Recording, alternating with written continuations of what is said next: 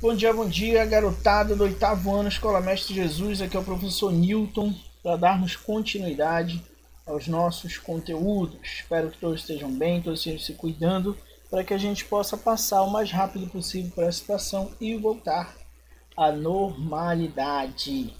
Lembrando, estamos falando sobre as 13 colônias, independência dos Estados Unidos. Nas últimas aulas, nós falamos a respeito dessa colônia inglesa. Deixa eu relembrar aqui com vocês, né? Estamos falando da independência dos Estados Unidos. Falamos das 13 colônias, dos colonos, a festa de ação de graças. Falamos sobre a diferença entre as colônias do norte e as colônias do sul. Aqui o mapa dessa divisão entre colônias do norte e colônias do sul. Eu pedi para vocês uma pesquisa a respeito das colônias do centro, né, que a gente costuma não falar muito. Na verdade, a gente costuma englobar as colônias do centro e para o lado lá das colônias do norte, como a gente pode ver bem aqui. Tá? Pensilvânia, Nova York, Nova Jersey, bem aqui, ó, tudo do lado do norte. Certo? E aí a gente vê as principais características da colônia do norte: minifúndios, número pequeno de escravizados, clima semelhante da Inglaterra. Isso fez com que eles produzissem os mesmos produtos voltados para o mercado interno, e aí a coroa inglesa não vai se importar muito com as colônias do norte, porque não tinham produtos diferentes que elas pudessem aí obter lucros consideráveis.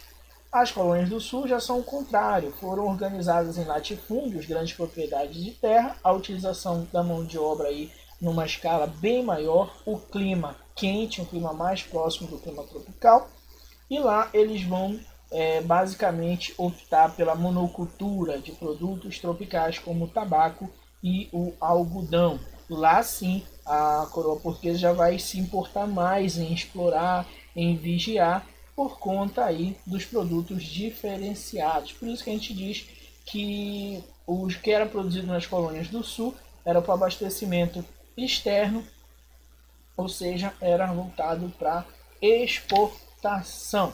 Falamos da relativa autonomia das 13 colônias, que apesar de ter um governante mandado pela coroa inglesa, eles ainda tomavam decisões, eles criavam conselhos, tá, onde eles tomavam algumas decisões, como por exemplo, quem iria receber aí os cargos públicos, certo? Falamos sobre o comércio triangular, comércio realizado entre a Inglaterra, as 13 colônias, as Antilhas e a África, cada um com a sua participação. A Inglaterra, por exemplo, manda aí produtos manufaturados para as 13 colônias. As 13 colônias mandam para as Antilhas pescado, madeira e produtos manufaturados, e para a África eles mandam rum e tabaco. As Antilhas, por sua vez, mandam melaço, tanto para as colônias quanto para a Inglaterra, e a África exporta escravizados. E aí ficou exercício lá para vocês, e hoje a gente vai começar a falar dos aspectos da organização social nas colônias. Importante que essas características que eu vou falar agora para vocês, apesar do tópico estar aspectos da organização social nas colônias, a gente está falando basicamente das colônias do norte, aquelas colônias que foram caracterizadas por pequenas propriedades de terra, pequeno número de escravizados, que não foram muito vigiadas pela coroa portuguesa. Nessas colônias você vai ter a valorização do trabalho. E aí vem a principal diferença entre a colônia do norte e a colônia do sul. Gente, na colônia do sul, a mão de obra escrava era muito utilizada. E isso fazia com que eles tivessem um menosprezo pelo trabalho quando se fala em colônias do sul, certo? Porque para eles esse trabalho braçal, isso era coisa de escravizados, de africanos, que muitas vezes eram considerados inferiores. Já nas colônias do norte, você vai ter uma valorização do trabalho, até porque muito da produção era uma produção familiar, produção de roupas, produção de tecido, produção de alimentos, enfim. Então, até mesmo o lazer era associado ao trabalho. Como assim, tio? Associar lazer ao trabalho? Por exemplo, os camaradas tinha que construir um celeiro. Vamos fazer uma festa. E aí a gente prepara umas comidas, prepara umas bebidas, e a gente faz aqui o celeiro e vai se divertindo também. Por isso que a ideia de lazer é associada ao trabalho, certo? Olha lá, aos 7 anos as crianças já eram vistas como pequenos adultos e já começavam a ter suas funções pré-definidas na casa, né? Olha aí que legal, né? Hoje os papais, as mamães mandam fazer uma coisa, fazer outra, o filhote já reclama, né? Já é aquela preguiça danada. Porém, naquela época, aos 7 anos, já era normal as crianças, a partir dessa idade, terem suas tarefas, muitas delas não tão leves quanto as que os seus pais pedem para vocês, tá? Já se cobrava deles atitude e postura de adultos, certo? Lá nessa colônia, nas colônias do norte, nós vamos ter a obrigatoriedade da educação primária, ou seja, as crianças deveriam aprender a ler e escrever. Então existia uma preocupação com a educação. Com relação à vida das mulheres nas colônias inglesas, gente, não é muito diferente. Naquela época você tem uma sociedade patriarcal, uma sociedade que subjuga as mulheres a uma condição considerada inferior. Então as mulheres muitas vezes se casavam muito jovens, às vezes aos 20, 21 anos, não tinha divórcio, então teria que estar casada, mesmo se fosse infeliz no casamento, deveria continuar casada. E basicamente a ela cabia todo o cuidado da casa, dos filhos, que girava em torno, a média de filhos, eram 7 filhos, tá? Que as mulheres tinham em média naquele período, certo? Prosseguindo, antecedentes da independência. Vamos tentar entender como estava a vida aí na colônia, o que é que se pensava antes de fato do processo de independência. No século XVII, gente, a gente já começa a movimentação dos iluministas, tá? Os iluministas já começam a criticar o absolutismo monárquico e a própria igreja. Então presta atenção que toda vez que a gente fala de um movimento que quer independência, que quer separação em relação à metrópole, a gente está falando de um movimento que está criticando, que está contestando o governo monárquico. Porque se o rei representa a metrópole e a metrópole é dona da colônia e você está lutando para a colônia ficar independente da metrópole, então quer dizer que você não respeita a autoridade do rei. Entendeu?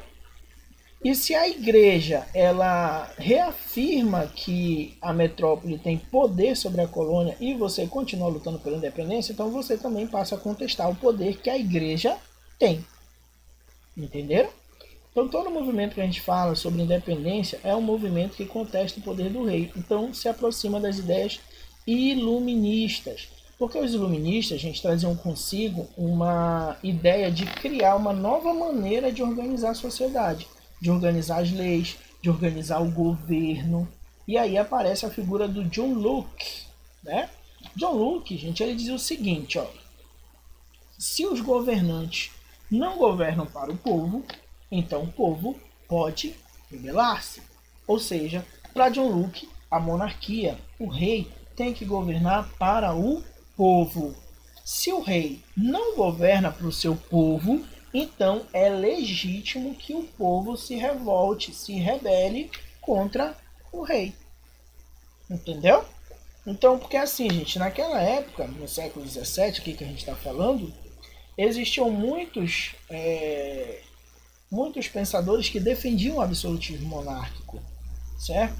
Inclusive aqueles que achavam, por exemplo, que os fins justificavam os meios, que pregavam a ideia de que o rei era uma divindade e tudo mais. E aí o John Locke ele já vem com uma outra ideia. Ele vai dizer, olha, é o seguinte, o rei manda, o rei governa, certo?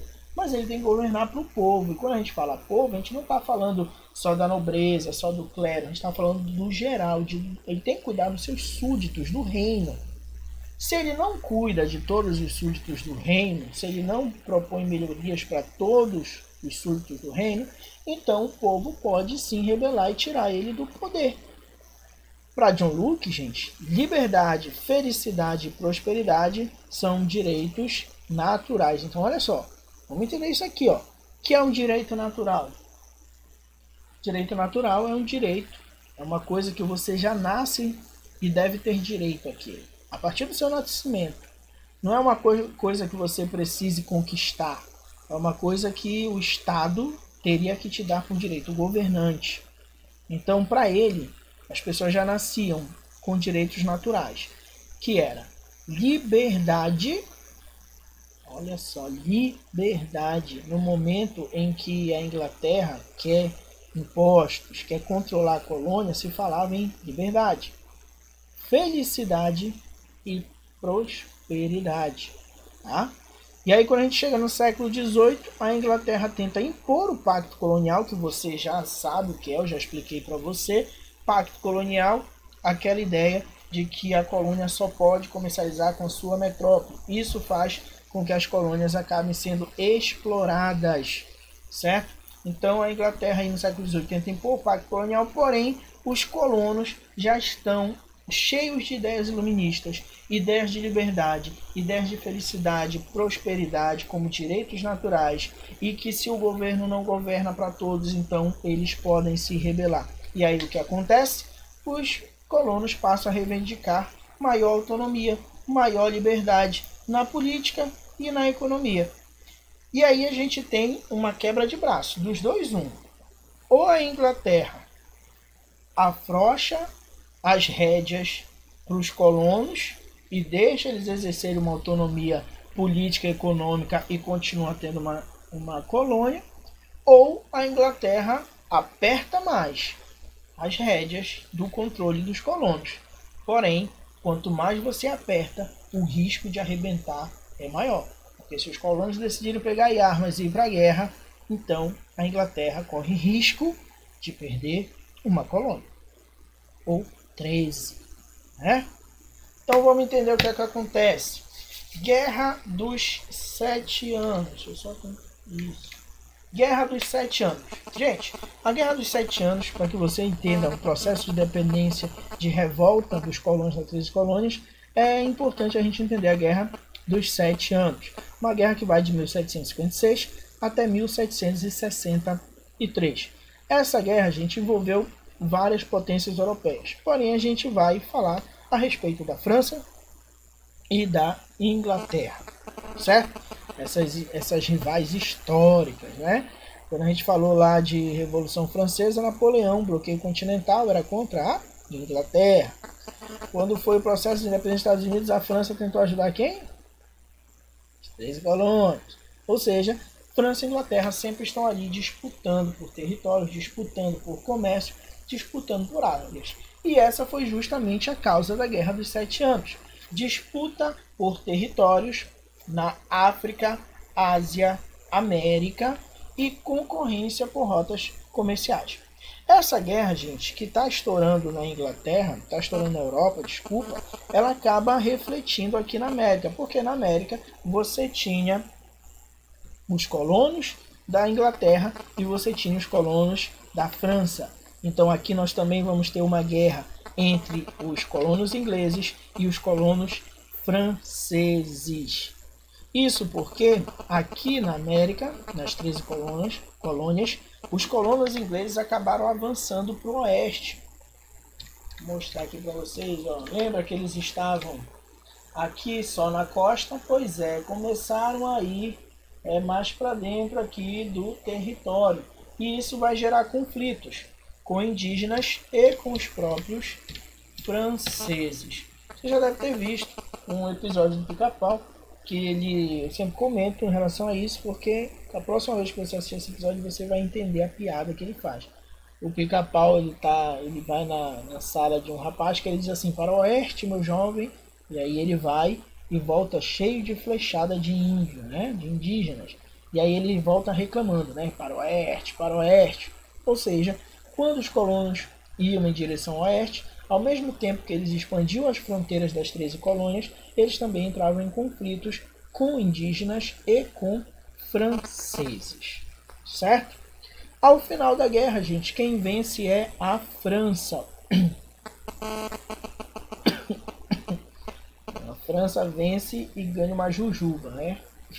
Quem vence é a Inglaterra, gente. Porém, tanto a Inglaterra quanto a França saem enfraquecidos. A Inglaterra gastou muito dinheiro na guerra. tá? Gastou dinheiro na guerra, gastou dinheiro nas colônias. E outra, a Inglaterra, como venceu, ela acaba tomando territórios que eram da França. E construir órgãos administrativos nesses territórios que antes eram da França, construir órgãos que pudessem administrar em nome da coroa inglesa, tudo isso era gasto de dinheiro. Então a Inglaterra vence a Guerra dos 7 Anos, porém ela sai com uma grave crise econômica. E diz aí, como é que os governantes resolvem uma crise econômica, hein? Quando não tem dinheiro o país, o que é que eles fazem para conseguir mais dinheiro? Isso aí, quem respondeu, aumenta os impostos, professor! Penaliza os mais pobres, professor, tira dinheiro dos colonos. Respondeu o correto, tá? Os ingleses vão começar a aumentar as tarifas de impostos sobre os colonos, ou seja, vão puxar mais a rédea, né, de controle das colônias. E os colonos ficaram como? Os colonos das 13 colônias ficaram decepcionados, né? Isso porque eles lutaram na guerra também. Eles lutaram na América contra os franceses. Então eles esperavam uma outra postura da colônia inglesa. Então eles lutaram na guerra, correram risco, perderam homens e no final eles ganharam mais impostos. E outra coisa, gente, a guerra fez crescer neles a ideia de identidade, a ideia de pertencer a um senso comum, uma identidade para com os colonos. E isso faz crescer ainda mais a rivalidade com a metrópole. Vamos conhecer algumas das leis e dos impostos aí para que a gente possa finalizar essa aula. Primeiro, gente, o comércio entre colônias era visto pela Inglaterra como um problema. Por quê? Porque se eles estão comercializando entre eles, esse comércio não rende lucro para a metrópole. O comércio que rende lucro para a metrópole é o produto que sai da metrópole e vem para as colônias. Sai das colônias, vem para a metrópole vende para outra. Esse é o produto que gera riqueza para a metrópole. Se as colônias estão comercializando aqui, significa que o dinheiro não vai para a metrópole. Então é como se as colônias acabassem aí sendo concorrentes da própria metrópole. Certo? Então a metrópole vê o comércio dos colonos como algo prejudicial, entre as colônias como algo prejudicial, porque não rende lucro e porque eles acabam se tornando concorrentes da metrópole, certo? Então a Inglaterra vai proibir fabricação de tecidos, derivados de ferro e o comércio triangular, como uma medida de tentar acabar ou pelo menos diminuir com o comércio entre as colônias. É claro que os colonos não vão gostar dessas ideias. É claro que os colonos vão começar a se movimentar, vão começar a se organizar para promover revoltas, paradas, boicotes ao comércio inglês. Além do mais, veio outras 3 leis que também se tornaram um grande problema. Lei do açúcar, lei do selo e lei, eu não sei falar esse nome, tá? Townshend, acho que é assim, não sei. Mas enfim, lei do açúcar. Gente, olha só o que a coroa inglesa fez. Reduziu as taxas sobre o melaço estrangeiro, ou seja, o melaço estrangeiro ficou mais barato para entrar nas 13 colônias, porém aumentou os impostos de produtos como vinho, seda e linho fabricados na colônia. Ou seja, a colônia começou a comprar produtos estrangeiros mais baratos, mas na hora de vender, as taxas nos seus produtos estavam mais altas. Lei do selo. Lei do selo foi a taxação sobre materiais impressos que circulavam na colônia, tá? Certidão de nascimento, de casamento, panfletos, jornais, tudo precisava ter o selo e tudo passou a ser ter a tentativa de selar com uma forma também de conseguir dinheiro. E a lei aí, que eu não sei esse nome em inglês, foi meio que um pacote de impostos sobre o chá, vidro, tinta, corante e chumbo. Todos esses produtos considerados produtos essenciais na colônia, ou seja, teve uma taxação especial sobre os produtos considerados primordiais para os colonos, certo? Não é difícil você entender, ao final dessa aula, que os colonos não estão satisfeitos, que os colonos estão se sentindo traídos e que, com as ideias iluministas, com a ideia de liberdade, é provável que vai estourar uma revolta, que vai estourar um processo de independência. Mas isso a gente só vai ver numa próxima aula, num próximo encontro. Gente, exercício para vocês aí da página 21 e 23. Fiquem com Deus e até a próxima.